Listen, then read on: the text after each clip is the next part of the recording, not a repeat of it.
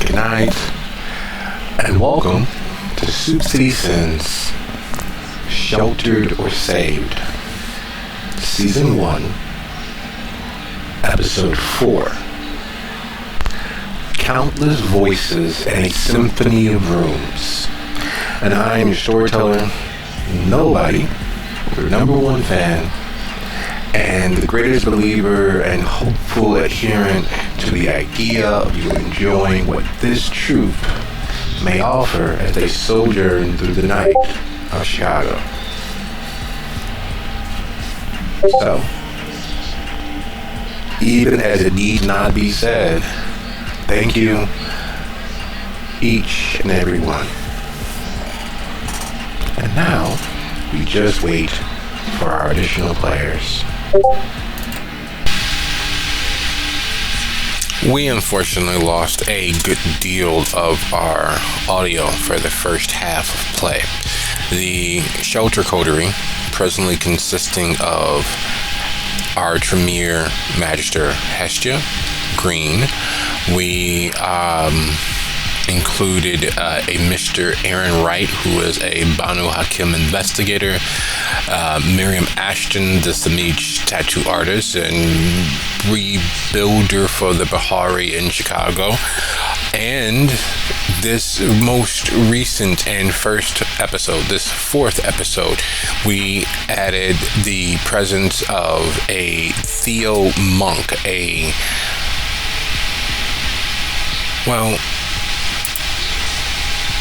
quite the character, to say the least. Theo is, of course, the sneak thief, the penetration expert, and also one of the Ministry of Chicago. The quartet, split and divided as they were penetrating the religious ceremony of the cult of Helena, which picked up a good portion of, half of the remaining portion of the Bahari that had remained in the Chicagoland area.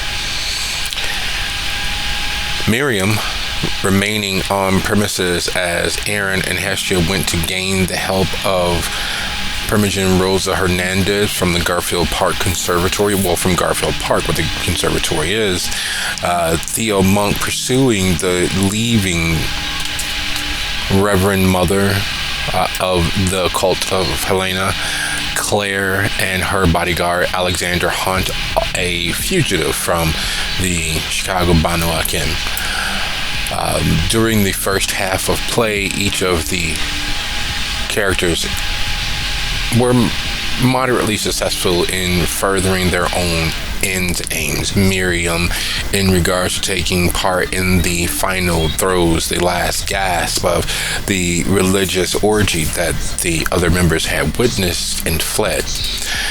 Theo, skulking around the edges and pursuing Claire, and Alexander deciding to return to the temple to take a eyes-on look as to what was happening inside. And all of those things converge once more back at the temple for the cult of Helena, where things progressed, and Miriam being prepared for a sacrifice, facing off with one of the primary deacons. Theo sneaking and skulking further on, finding out that there were in fact openly visible Nosferatu and one of the heads dealers for the blood trade in Chicago, sampling the wares of the cult's members. Hestia and Aaron returned with Rosa and were in the throes of making their way deeper within the temple, and that's where we pick up at the second half of the episode.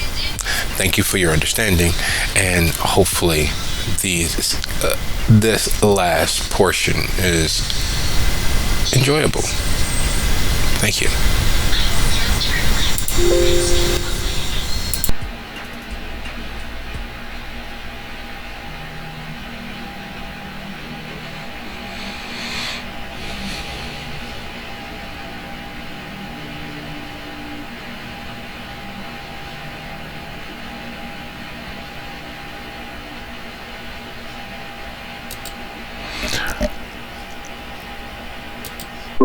Okay, folks, how we doing? Yeah, I'm doing great, Okay. Still processing the last bit of audio that I consumed. Well, I have some potentially not the absolute best news. I realized that OBS has been paused. I'm not sure how long it's been paused. So, no. Just keeping that in mind, we may have to paraphrase and sum up, or maybe none of those for our playback later. But for right now, when we stepped away, Miriam was heading into the grove of the Vestal Virgin. She was in the green room in preparation for the show behind the show, the elite VIP access that only a few are able to tolerate, or worse yet, indulge in. While Theo, did he remain atop and watch as she made the initial left turn to be corralled and walked back by 4 deacons dressed in the raiments of this particular worship. And just outside, as Aaron and Hestia and Rosa arrive, the door is once more closed and the building alight from within. What, if anything, were their decisions upon arrival? Considering that in their convincing Rosa of their earnestness, there is the distancing of who they are from the legend and report on what the shelter was. There is a coming to grips with the difference between mythology and reality, and having the myth be right in front of you. It's literally as if someone beheld the full wizened face of a statuesque Zeus in modern times, a power business suit for the boardroom, his hair well coiffed, his beard full and immaculate, and him telling you, no, Olympus is just a condo, and we really don't engage like that. I did cheat on my wife several times, but those affairs meant nothing to me, and it's not what people say that it was. And that thing about the goat, come on, man. So it's shocking to the system. Your earnestness having won her over, your presence seeming honest and true, and yet there's still the weight of countless hundreds of rumors and bits and exaggerations.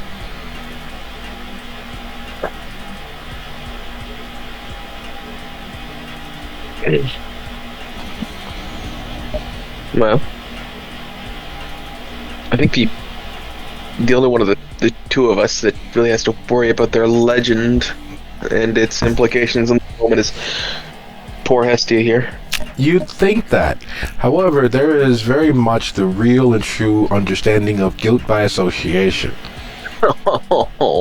As one of the founding members of the shelter, while now, in the now of where you all are, many don't know specifically who the actual members were. The Primogen do.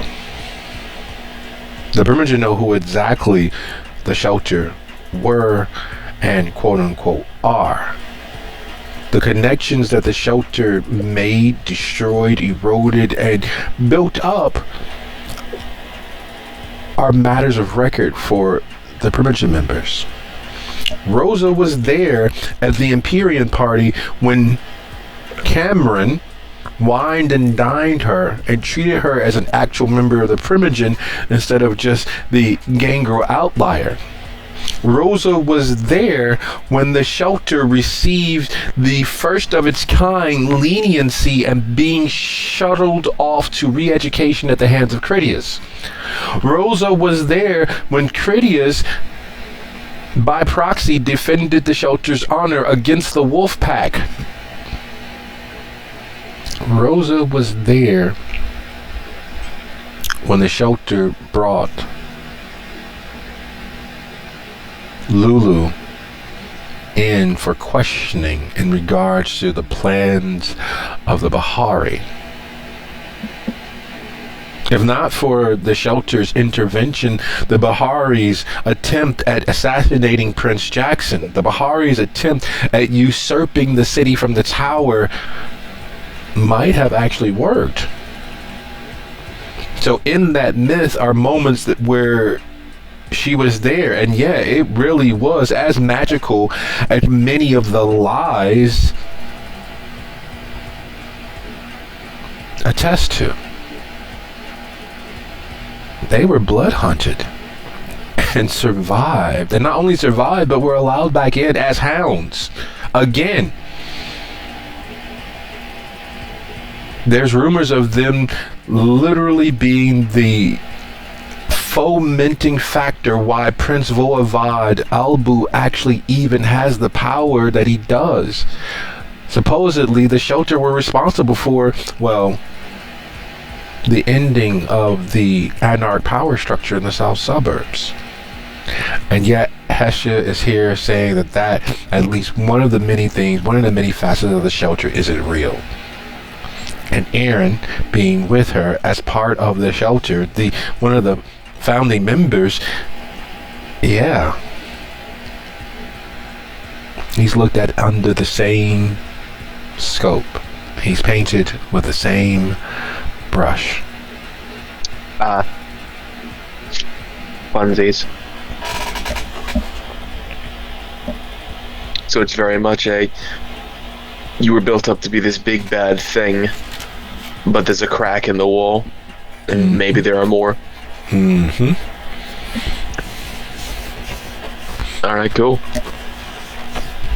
Well, not to split hairs, but Alex was a second gen shelter member. The founding members were Lucio, Simone, Cameron, and I can't remember the other guy, but yeah. it's okay. He's gonna be numero uno in a box tonight. So as you all stand outside of the church, various factors of faith and belief cracking and crumbling. What is it that you all are deciding? Because Rosa's in for a penny, in for a pound. She is in fact here. And while you all haven't bothered to pay too much attention to the click-clack of little pawed feet just there, just out the edge of what you can potentially hear, and then you look back and there's a quick dart of something furry or hairy, you're not sure which, but dark, and behind a car or just out of sight, behind a trash can, behind, you are sure that you all are being followed, stalked even. Nice. Well, then Aaron's just gonna very bluntly come out and say it, looking over to Hestia, just, this is scorched earth, correct? Or are we trying to contain this to a few select problems? We can't break the masquerade, even though they have already done so. It's been contained in this building, so what's been seen here probably has to not leave this building. I don't know if we can burn it to the ground, though. That might cause too many questions. And beyond that, the chances of things escaping during the fire aren't exactly... I was meaning more that we deal with anything moving on the inside. I'm sure you've got a cleaner.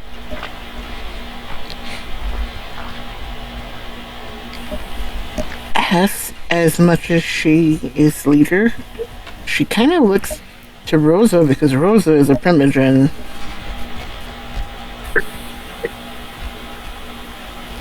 She's a regent for the Chantry and a hound, but she's not the primogen.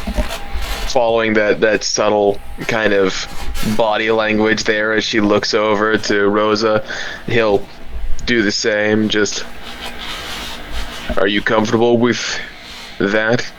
Or would you like something more discreet?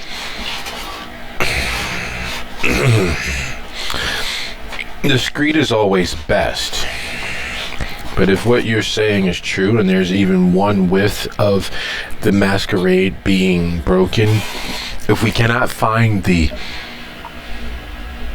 primary source, then we need a scapegoat. We need a person to die for the sins happening here. We need someone to drag before the entirety of the Primogen Council and level responsibility and accountability upon their shoulders as example of what happens to those who flout our traditions. Gotcha. Well, that's what a responsible Primogen member would say. But me, personally, here, right now, if it is as bad as you say, we make sure everything moving stops. Who's to say we can't complete 2 in 1? Just because they stop moving doesn't mean we gotta dust them. Well then, front or back? Even. I'm going in the way I came out.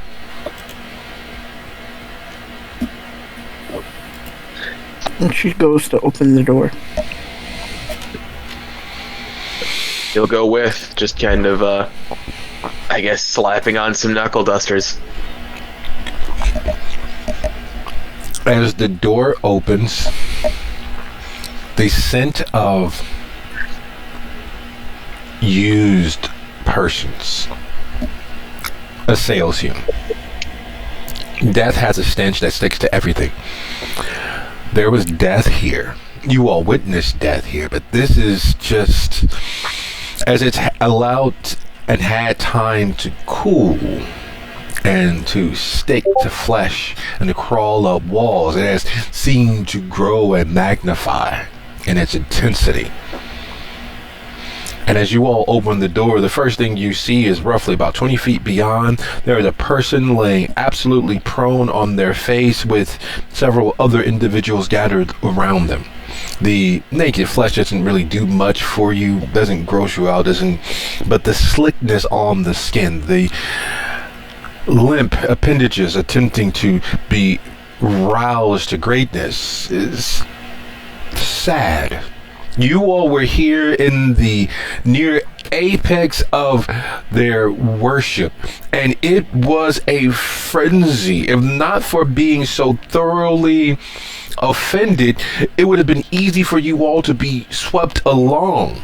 Yet now, with everything winding towards a denouement, with everything having slipped well past the point of sputtering dust, the moment slipping past where the motions themselves have grown tiresome, the affectations of release nothing more than a distant memory, the pained expressions contain very little to non-existent pleasure, as it is the must keep going, must keep going, must keep going, even though there's nothing to keep going.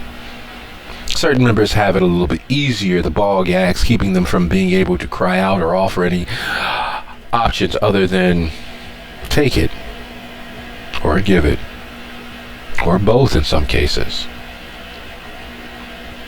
It's sad. The body's writhing in clear agony.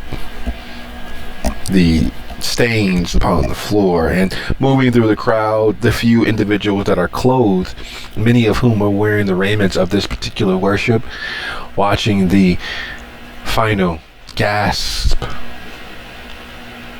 of the flock. These people will have stories to tell.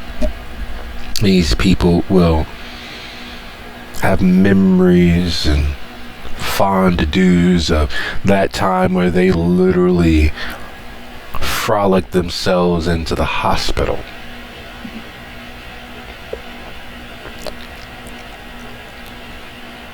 the splatter on the floor. Not all of it at this point. The remnants of blood. Much of it are from orifices open far too wide. Many of the splotches and stains. It's affecting you. What happens when what's inside a person exits them? Many of those debasing themselves, doing so with all the strength and fervor of mannequins, unable to stop, unable to go forward, unable to do anything more than remain resolutely still under the attentions and focuses of those around them. The former hard, fast, lightning quick cracks of whips, now the soft flapping, slapping sounds of flails barely moving through the air, as lactic acid and the remnants of vitae have caused the crash.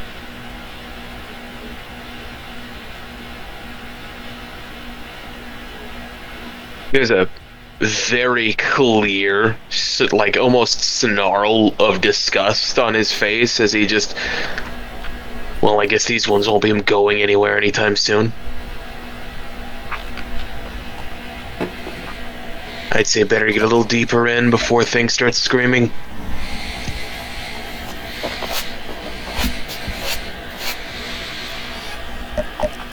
One of the... He's looking for the horses. One of the deacons, only lightly splattered around the edges, the wrist and pans, makes her way over to you all. I see that you've all returned. Are you here for the tithing? That's still a few more moments out. Would you like to prepare yourselves?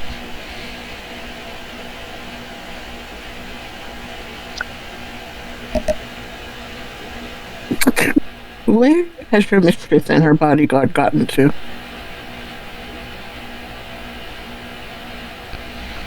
Mistress? I'm sorry. As a member of the clergy that... The blonde. The... whom? You would dare? I know you're not speaking of the Reverend Mother.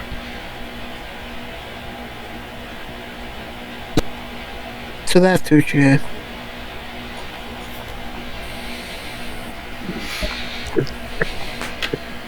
Ma'am, you and your homeless friends Mr. need to Rosa. leave. You are not one of You the must worshipful. not know who the fuck I am. No, and I prefer to keep it that way. Thank you all, please. And she motions past you all with an open hand, pointing with all the fingers of her left towards the door where you all are entering. Please. And she bodily steps forward as she's so gently, forcefully pointing towards the door. This isn't the place for you all. Thank you. Please. We will have to call the police.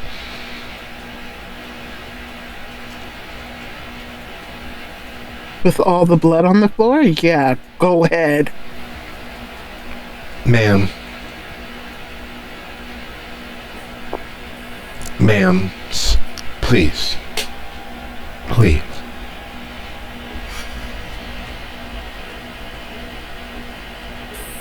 She again looks to Rosa.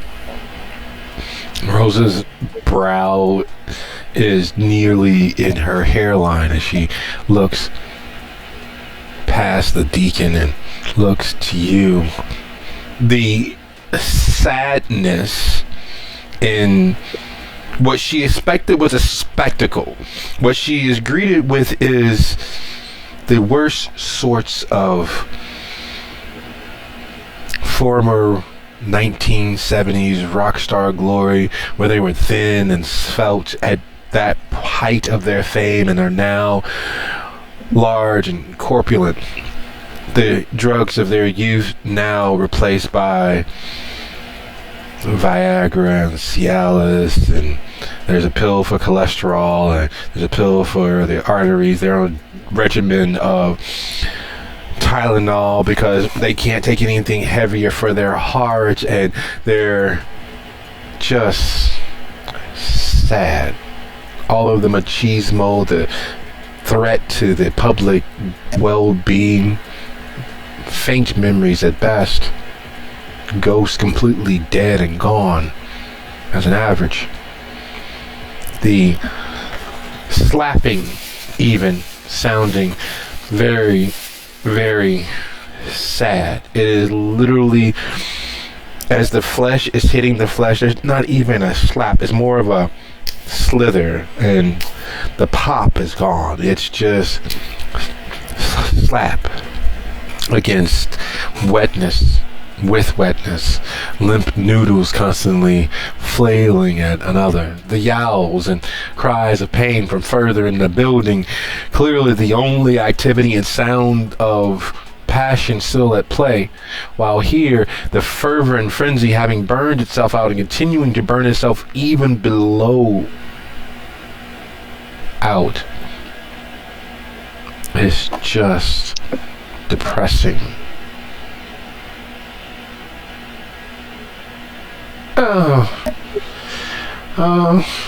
Yeah, that's it. Ow. Oh Lord, help me. Oh.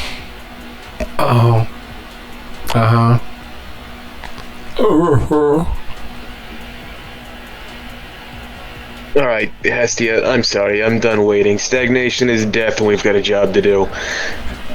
He's just gonna, I suppose, punch the attendant in the throat.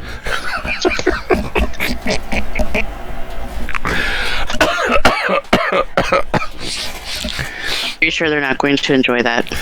I don't care if they enjoy it. That only vindicates my wrath more. What are the total of your strength and brawl dice? Oh, it's one-handed, isn't that, Dex? Strength plus brawl is 4. Or strength plus melee is 4. Strength plus brawl is 2. I thought knuckle dusters were a melee weapon. They add to your brawl, but we can use melee technically, but it's literally Oh, I'm sorry about that. No, that's fine. That's why I asked in DMs. I'm sorry, buddy. We can always just say I have a different weapon. Yes, you have a sap. A nice, good old pocket sap. It gives you the same performance as a knuckle duster, but you know, it's easier to manage. You don't have to slip anything on. There's no actual illegality because it doesn't look like it's illegal. It is, in fact, very much illegal, but it doesn't look that way. Oh my God! What? This looks like an angry crop. Yes. Oh, I'm basically going through here and whipping these people with Daddy's belt. What the fuck? No. Yes. You know Now you like she it. is gonna enjoy it. This is me over here keeping my mouth shut because I really want to go there. Alright, strength plus melee is 4 with my totally not fitting the theme weapon. Actually, he went to the car to go get it because he knew he wanted it. Oh yeah, no. Walking into this, I was like, oh, I gotta really dress for the occasion. And see, that's why they didn't react at first whenever they saw it, because they were like, ooh, part of the First action is technically a sneak attack because no one punches a church deacon. Or so they think. As the blow lands with all of the shock and awe of a several megaton nuclear weapon, the fight is joined by absolutely no one initially. There is a but not the strength to do anything more than inhale and watch as the deacon's face, immediately bruising, goes down. Rosa looks towards Hestia, and as there is some bit of recollection as to what this may actually become very quickly, Theo, when Miriam was led away down the stairs, did you attempt to follow? Yeah. So as Miriam is left alone in this bathing chamber, this cistern of supposed holiness, does he remain with her, or does he attempt to follow the deacon? To remain at the bathing room for her. To continue further on. No, he goes with the two that's further on because, well, he knows her, and he could care less what she's about to do, even though if she does something interesting, he may be back, but for right now, the other two holds his attention a little bit more so. There's a commonly understood and known aspect that is mention the devil and he shall appear. There are certain things that one never wishes to see, even if they are unaware that they wish not to see it. Theo is in the unenviable position of knowing what certain inhuman orifices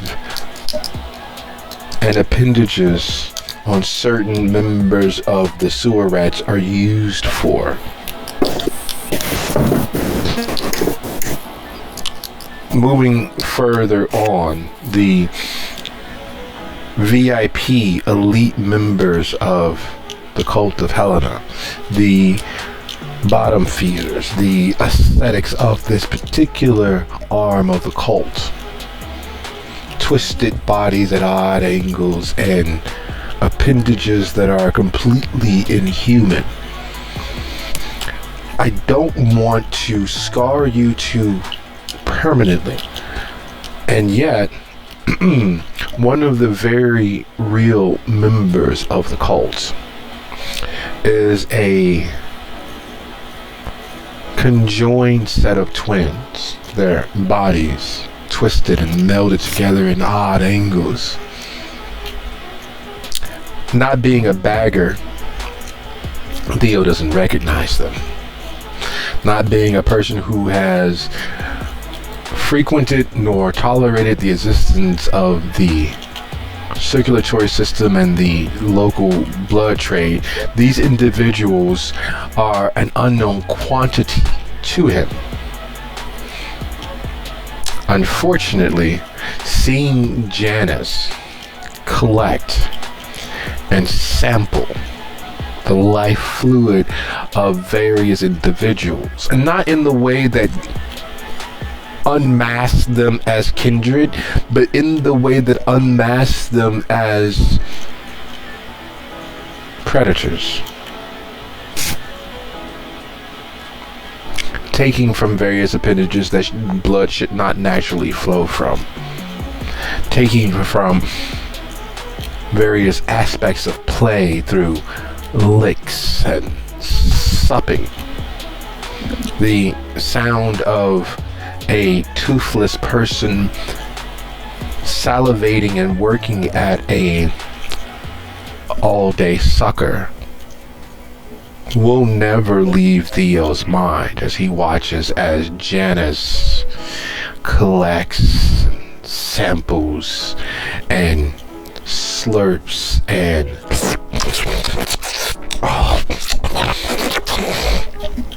while across the room from them, hooded and robed in raiments of monkish originations, are other members of the sewer rats, gathering around very much like, well, rats. It's a swarm of monks, the robes woolen and thick, actually just patchwork quilts of various hoodies discarded here and there. Someone's actually wearing an Echo Unlimited red with patchwork from an Adidas green and so forth and so on, all about this darkened chamber. As the two deacons stand just inside the doorway, their gaze averted towards the ground. As requested, we have another adherent. It's nearly time for the tithing. Is there anything else we can assist with?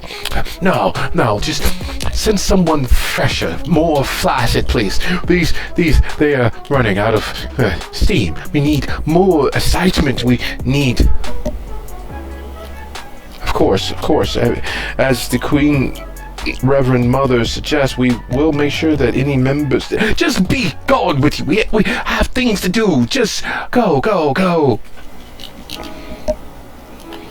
And as they about face, being heading back up the stairs past you, you watch as this core group of VIP members, this core of the church, force yowls of excitement and pain from members, those tasted by Janice and passed along, those sampled with tongue and teeth, finger and tentacle, those meeting some invisible standard, being ushered off to another room to the left, those not being offered like hors d'oeuvres to the others, where the pains of pleasure and the yowls that bounce off the walls around you do nothing at all to remove the sound of slurping along sweat-stained skin.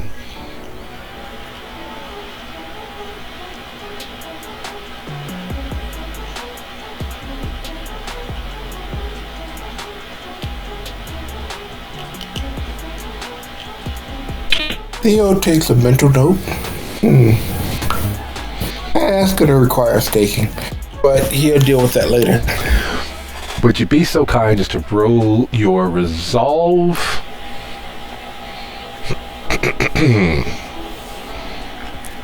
And you can either use your resolve and composure as the roll, or you can offset it with one of your learned abilities, such as either etiquette or hiding your intentions with subterfuge. But composure and resolve is the standard, but if you have another skill that you would like to use instead of your resolve, you may use that as well.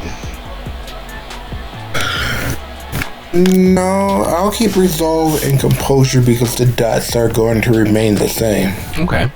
Your target number is your Bane +1. Because you are literally being confronted with the most horrific pounds and groupings of fleshy individuals having their way with those who are not. It is the confounding aspect of it. It is the sheer predatory abuse of their faith, their flesh, and their sense of self. There's demeaning and dehumanizing, but this is another step forward. You are literally watching predators in action. And there's a very real ethical component to Theo that is unconscionably offended in watching it happen. These horrors, these wastes that you are sure if you had the ability to dream, you would have nightmares of their few bits of flesh you can see.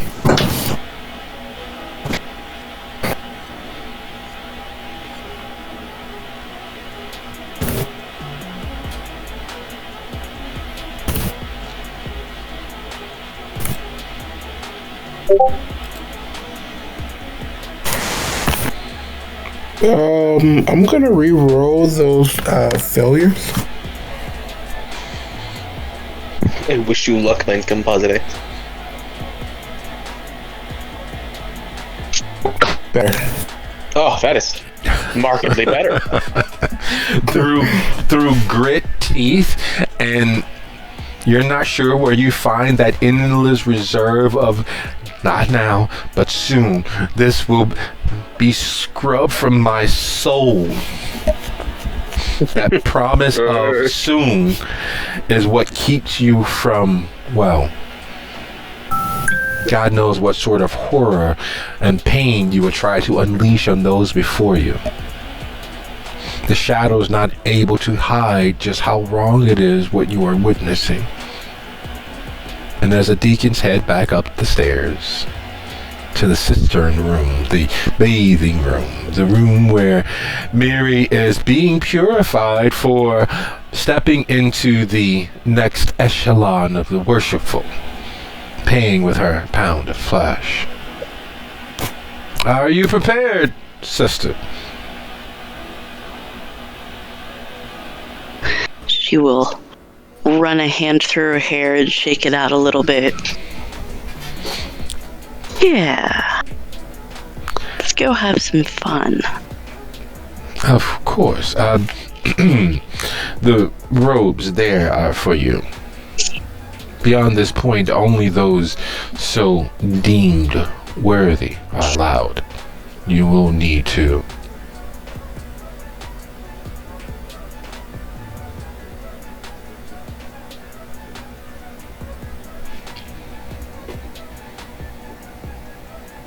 She'll toss her robe on, wrap it around her.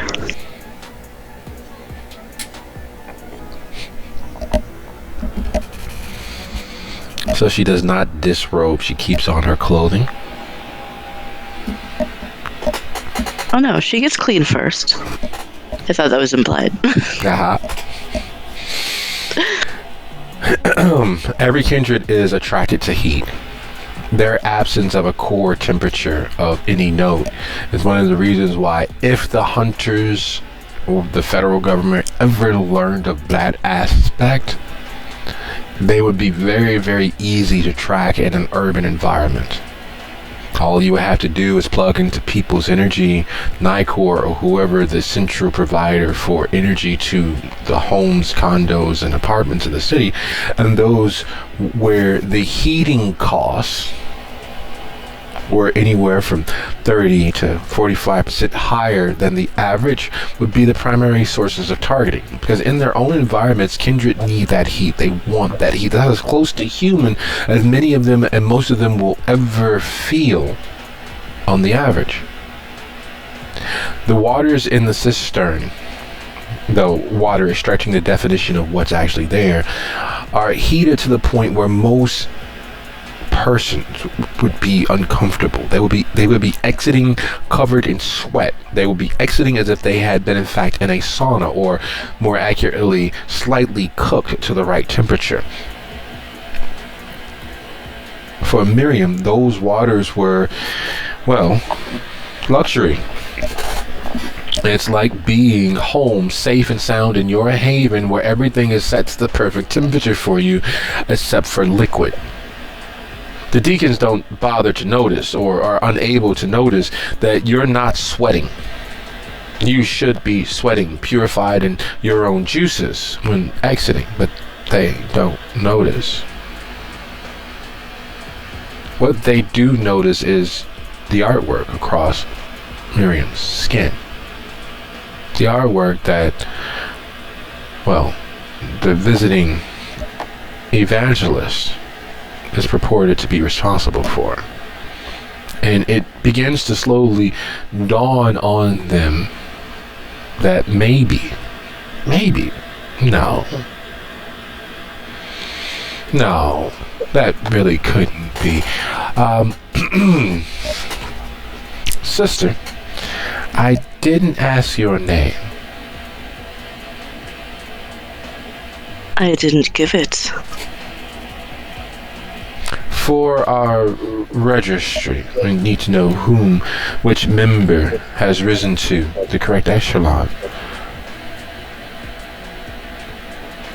In that case, you may refer to me as Miriam.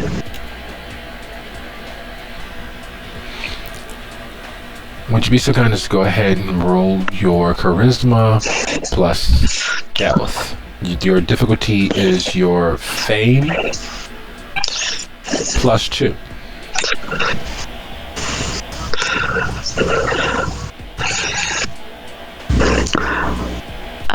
Kindred fame or artwork fame? Kindred.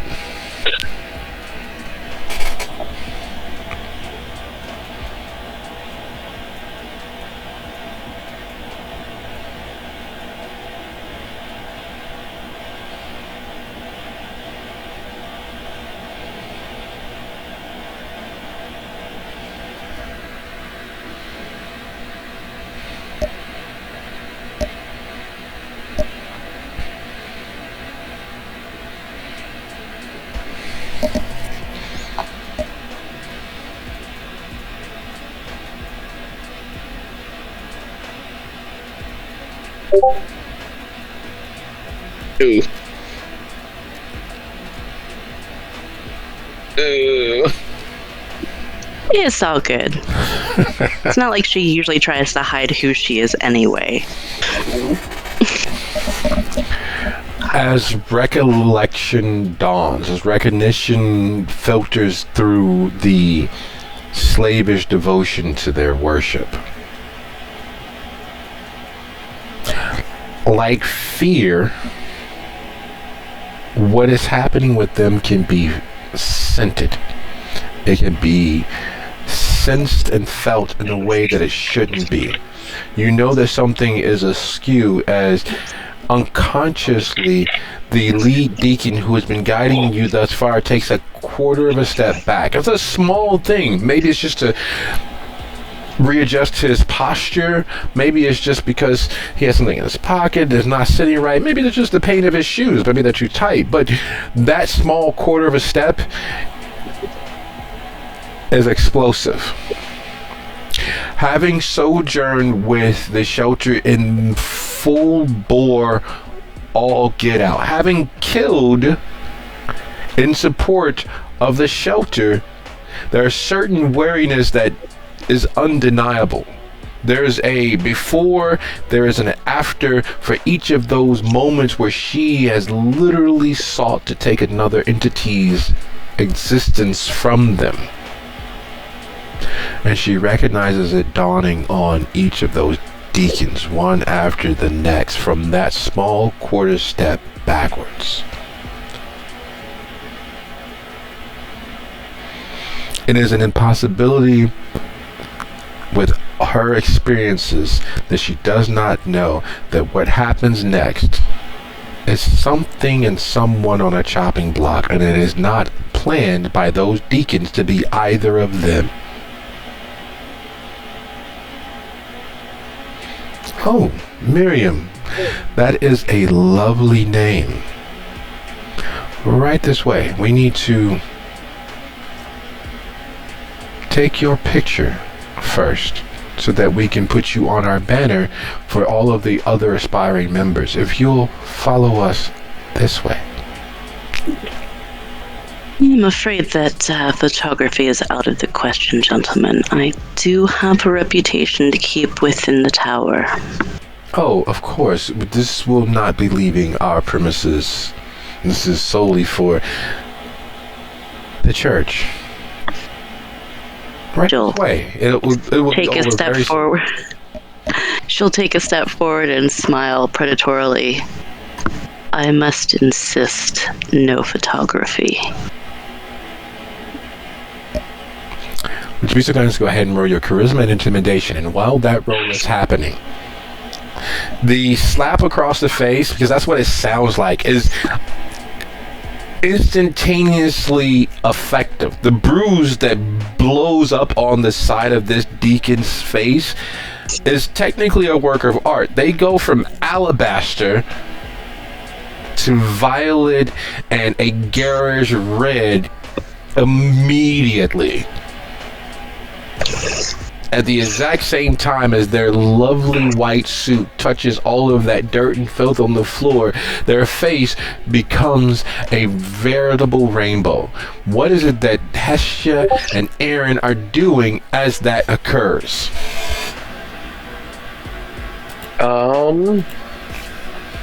Well, my objective at the very least is to find the two leaders of this fucking organization. Is my unfortunate victim unconscious, or are they still about? You're sure that they are aware, but you are just as sure that there's nothing they can do about it.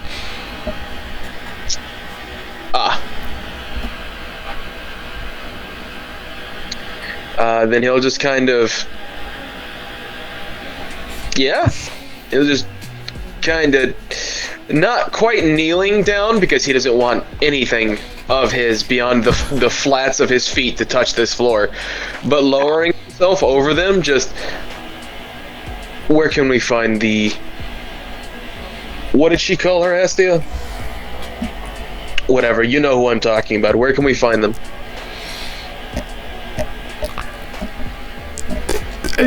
What do you mean? They've gone to the...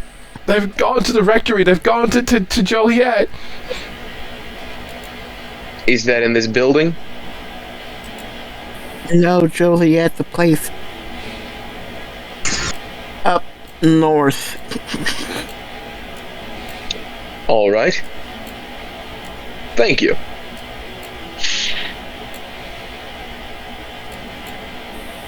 And as that gets discussed, Tess is stepping further into the crowd, waiting for this person's backup to come for them, because either they're going to let him take the beating for everybody, or they're going to come try to back him up. Oh, it's a her. Unless, of course, they're hiding a surprise underneath that row. Definitely a surprise. You will be shocked. Possibly amazed. Here's the problem with Gnostics such as this. Part of their doctrine, part of their theorem, part of what they are is the adoration of pain. So as the deacon goes down, the primary deacon present, not the primary deacon, but the highest ranking deacon present goes down like a pile of rocks. The others, instead of rushing to accost and throw out, there's a gloved, soft, magnificent, this is going to be lovely. And while they're not lining up or taking a cue to take their turn, you could tell that there is a natural training that has happened, a natural conditioning that harm begets status. And so as Aaron snarls into the face of this deacon as, "Where are they?" the others are easing forward, softly clapping, and it's aggravating mentally. You can see some small flashes of care and concern, but also an appreciation that someone was able to take that much pain. They're moving closer to take a look and see and, well, flick their internal beings to the predations of one of their own. The other worshipful, those not actually part of the clergy, are torn. Was that consensual? Was that not consensual? And while they're making up their mind, the sounds of slick, wet, human noodle appendages slapping to try to find their vitality is the accompanying music as Hesha moves forward to intercept the backup.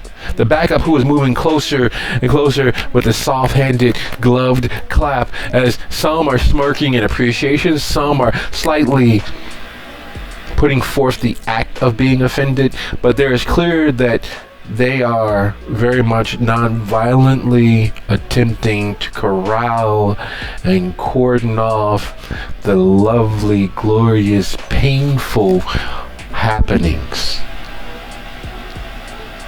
Oh my goodness, he really lit her up. That was very, very good. Oh, I wish he's so manly. Oh my God, I didn't realize we had new members. Yes, so very good.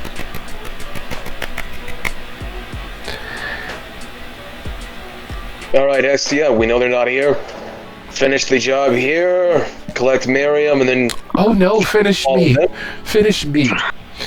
Vent your evils here. Yes, please. Please, don't leave. We have places for you to find your home. There is a very loud voice telling him to just keep swinging until they shut up. What's up? And another voice in the back of his head is telling him that if he starts swinging, they're just going to keep lining up until he can't stop swinging.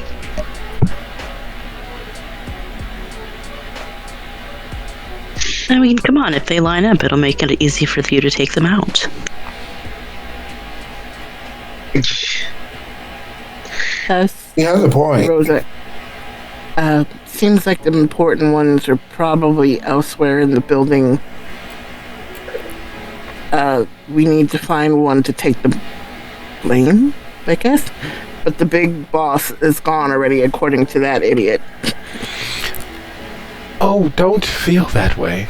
Yes, please join us. Oh, this is... Oh...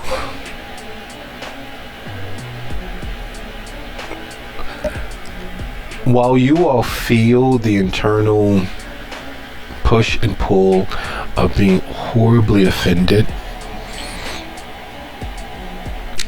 Rosa doesn't have resting bitch face. She has the look of horror that only one exposed to a perversion of all that might be holy would have. The strength and ferocity that exists in her being sucked out by their soft, squishy attempts to cordon you all off by simply walking forward with all of the willingness to experience what it is you have to offer, whether you want to or not.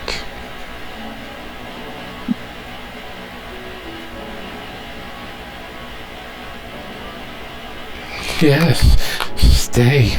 Oh my goodness, this is going to be lovely. It will be an experience. Rosa, will any of these phones do? Or do we have to find someone particular?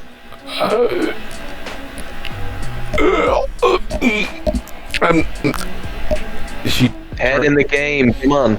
She turns around for a second, giving them her back, which is probably the worst thing to do in this moment, because she is in fact quite statuesque and shapely, and the exhalation of pleasure at that, not because of her form specifically, but more that they were able to affect someone with their presence. Oh god. That's what Rosa's thinking. For all the discomfort we're feeling, she is doubly so.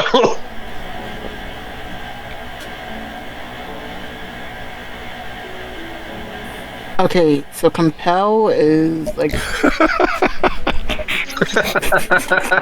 She's just like, I'm done with this. I'm done with it. They need to get out of here. They need to go.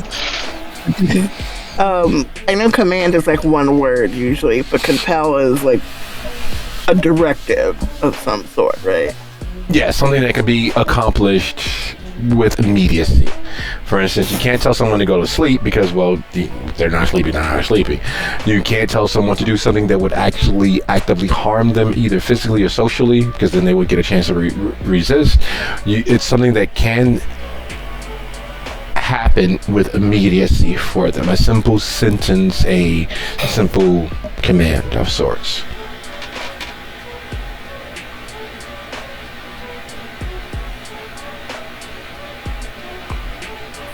Okay, Rojas is going to try to compel the closest one to take me to your leader. Do you come in peace? She comes in peace. You know peace too? I mean, someone's cock blocking me. I'm just saying. Just saying, just putting it out there. Look, you've had your fun. It's Hestia's turn now. She's looking for peace. She could always find it with me. Poor Got a point. Hestia. That's good. The It's all right. there are so many ways for that to be interpreted. And while most would attempt to monkey paw it is quite simple. The leader present is the highest ranking deacon. So literally they reach out and grab Hestia by one of her curvaceous front portions as a handle and begin leading her towards the stairs leading down into the building. Alright, well, with the one on the floor mostly out of commission, I suppose I'll follow along. With just every once in a while a sympathetic look back at the still visibly disgusted Rosa, just, come on, let's get this over with and we can get the hell out of here. And go deal with the two that actually fucking matter. Hestia, as you're being led along by your chesticle, is there any resistance on your part? Is there any pulling away or otherwise insisting on a sovereignty of yourself? Oh, at first I thought you were talking about her elasticity.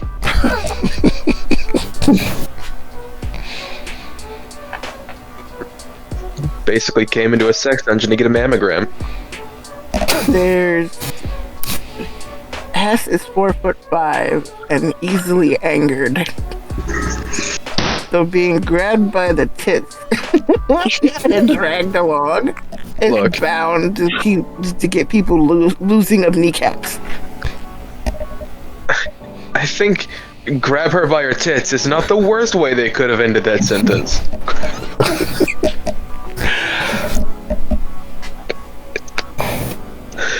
So, the anger welling up.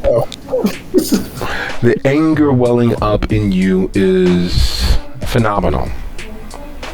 And you know that moment when immature or children know that they've gone too far but cannot stop themselves because all attention is good attention. That's what you're seeing dancing behind the controlled face of the deacon who is leading you along every few seconds, looking back to make sure they have a good hold on you, that you don't get lost, because they gotta take you to the leader right now. And they know that what they're doing is way beyond the pale. They know that the outcome of their actions should be X, and part of them looking back to make sure that you are still there is so that they get their release of that attention, so that they get that moment of sublime castigation that will make their existence worthwhile in this night. Because as deacons, they have been above and beyond the fray of exchange, the fluids, the passions, the control loss that others have experienced and are experiencing this moment, this evening, and this celebration of the Feast of All Saints is not something that they have been privy to, but here is the chance. Here is their moment. And they keep looking towards you expectantly. Like, is it now? She's gonna, oh, is it now? We're almost there. The deacon is just further along, just right this way.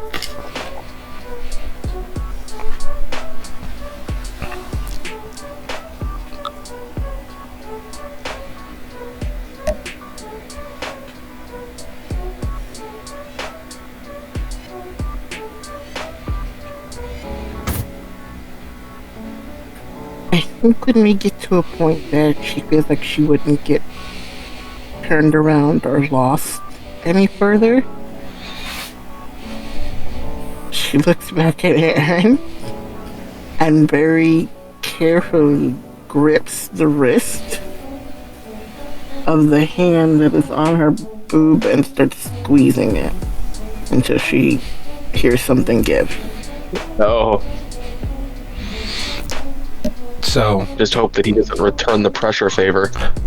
so as you all are roughly a flight and a half down the stairs that lead into the lower portions of the building, there is a yowl that erupts from in front of you, Hestia, to your right, Miriam, and to your left, Theo. Right ahead of you, Aaron, you see what's happening. The deacon that is leading Hestia down into the space. Oh, he's right here. Yeah!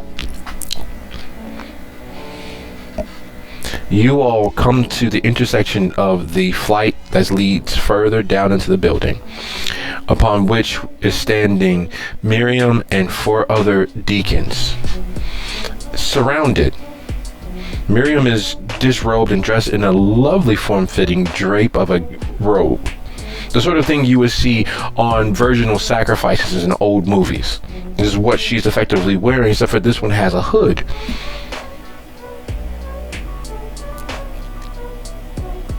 It is clear that you all are moving into a space of tension, because Miriam at 5'8" is not quite towering over the deacon, but the fact that they are nearly eye level and as close as they are, it is clear that there is some eruption of combat happening, be that physical, social, or even using that damn kindred magic, spiritual. The yowl from the deacon leading you all further in, only highlighting and underscoring that Feces has met Fan and is now soaking into the upholstery. Uh-huh.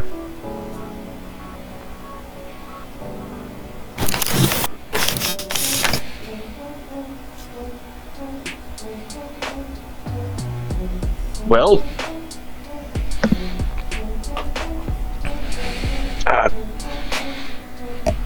just kind of gonna give a cautious look between Hestia and Miriam and see if either or elects to take the next move. And then after about a second of silence, if no one else does anything, You take off the belt? Daddy takes out the belt. So summoning the power of La Chancla, Aaron moves into activity. Yeah, no, if this is one of those, like, the chicken is so thick you could cut it with a butter knife type moments. Oh yeah, it is that plus the fact that you are sure that whoever you hit will probably enjoy it. They're going to tell their grandkids about the time that strange bearded individual slapped them with his belt. It was all warm. It was clearly the belt had been used long enough that his body heat stuck to it. I could smell his belly fat. Yes. All right, never mind. So you said they're just down here. As the yowl erupts and Aaron reaches for his weapon, Theo, you have seen the dehumanization of living things before, but this is absolutely the worst. And the yowl coming from off the stairs there to your right, Miriam standing eye to eye with the deacon. There's clearly danger afoot. Is there anything that you are attempting to do as you watch your compatriot Theo gird himself for war? Who do I see? Who yelled, or is it someone else? Yes. The deacon that is holding Hestia, the primary remaining member of the shelter, aside from Miriam, by the chest. Well, as far as Theo's concerned, how she likes her, how she displays her love handles is not his concern. He just wants to be around them, but they're not. Is it possible for him to fall into step to the behind them? No, he went further on and is coming back, remember? Oh, okay. Well, in that case, he's just going to kind of point towards the room where, what was the entity's name? He's not going to call her a kindred, but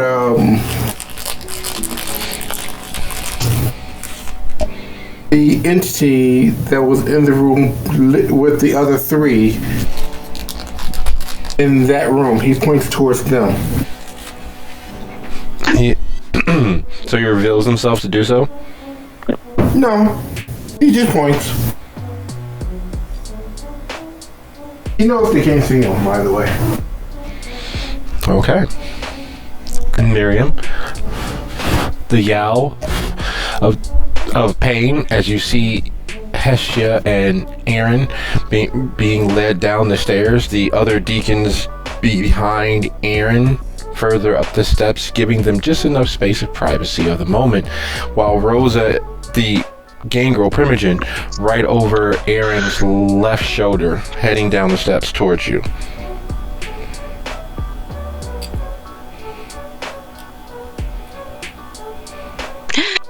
Miriam is just going to give the gentleman right in front of her the most winning smile that she possibly can.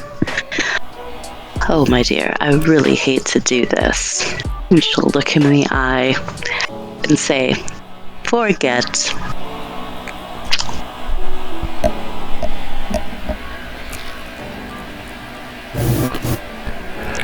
And just like that, a flick of a switch, a light going off,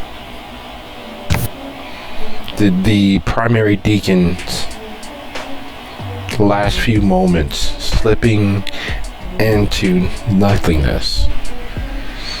It is 45 past the hour, so I would like to thank you all for exploring this very vile and wicked version of the cult of Helena. I look forward to seeing you all next week with a resolution and potential exit of the shelter. Good night, everybody. Good night. Good night.